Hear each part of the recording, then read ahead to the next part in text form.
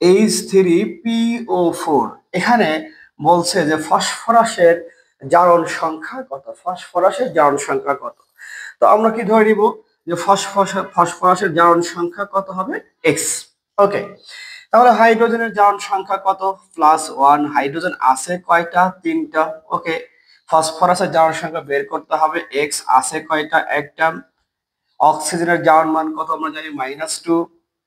Oxygen আছে কয়টা বলে, 4টা। এই টোটালটার জারণ সংখ্যা কি হবে বলতো, 0। কারণ আমরা জানি যে নিরপেক্ষ মৌলের জারণ সংখ্যা কি হয়, 0 হয়। ওকে, এবার তাহলে খেয়াল করো, 3 + x - 8 = 0।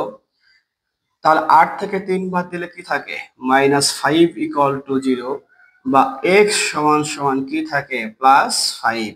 তাহলে এই যে ফসফরিক অ্যাসিডে ফসফরাসের জারণ সংখ্যা হচ্ছে +5।